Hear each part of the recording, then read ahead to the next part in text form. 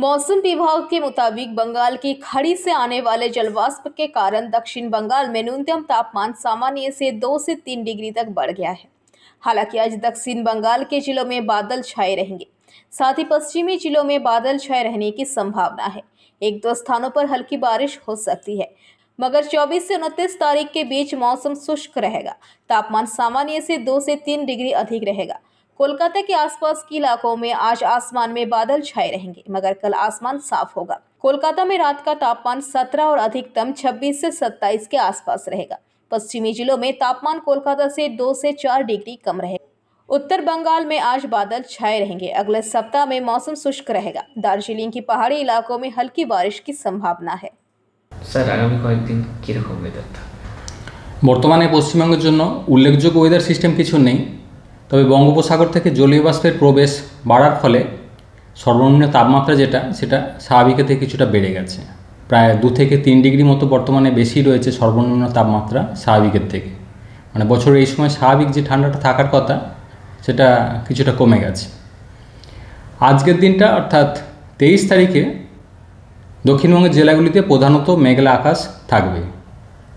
পশ্চিমের জেলাগুলোয় প্রধানত মেঘলা আকাশই, দু এক জায়গায় খুব হালকা ধরনের বৃষ্টিপাতের সম্ভাবনা রয়েছে। পশ্চিমের জেলাগুলোয় প্রধানত মেঘলা আকাশই থাকবে, দু এক জায়গায় খুব হালকা বৃষ্টি পশ্চিমের জেলাগুলোয় থাকার সম্ভাবনা থাকছে। তবে সিগনিফিক্যান্ট কিছু না, মানে খুব একটা এতে প্রভাব কিছু থাকবে না সেরকম। বৃষ্টি যদি হয়ও খুবই হালকা হবে পশ্চিমের জেলাগুলো।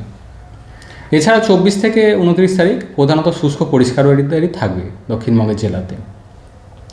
রাতের তাপমাত্রা যেটা বলা হলো, এখন যেটা চলছে স্বাভাবিকের থেকে 2 থেকে 3 ডিগ্রি মতো বেশি, এবং আগামী এক সপ্তাহ মোটামুটি এইরকমই কন্টিনিউ করবে। অর্থাৎ তাপমাত্রা খুব একটা পরিবর্তন হবে না আগামী এক সপ্তাহ। স্বাভাবিকের থেকে বেশিই থাকবে তাপমাত্রা, অর্থাৎ ঠান্ডাটা কিছুটা কম থাকবে। কলকাতা পার্শ্ববর্তী অঞ্চলে আজকের দিনটা প্রধানত মেঘলা আকাশ থাকবে। কাল থেকে প্রধানত শুষ্ক পরিষ্কার ওয়েদারই থাকবে। আর রাতের তাপমাত্রা, সর্বনিম্ন তাপমাত্রা কলকাতা পার্শ্ববর্তী অঞ্চলে মোটামুটি 17 ডিগ্রির কাছাকাছি থাকবে আগামী এক সপ্তাহ, এবং দিনের তাপমাত্রা সর্বোচ্চ 26 থেকে 27 ডিগ্রির কাছাকাছি থাকবে। পশ্চিমের জেলাগুলো স্বাভাবিকভাবেই কলকাতা থেকে তাপমাত্রা আরও 2 থেকে 4 ডিগ্রি মতো কম থাকবে সর্বনিম্ন তাপমাত্রাটা। উত্তরবঙ্গের জন্য প্রধানত শুষ্ক ওয়েদারই থাকবে আগামী এক সপ্তাহ। আজকের দিনটা মেঘলা আকাশ থাকবে। দার্জিলিংয়ের ক্ষেত্রে পাহাড়ি এলাকায় হয়তো হালকা ধরনের বৃষ্টিপাতের সম্ভাবনা থাকছে 23 থেকে 24-এর মধ্যে দু এক জায়গায়। এছাড়া তাপমাত্রা উত্তরবঙ্গেও সর্বনিম্ন তাপমাত্রা স্বাভাবিকের থেকে একটু বেশিই থাকবে আগামী এক সপ্তাহ।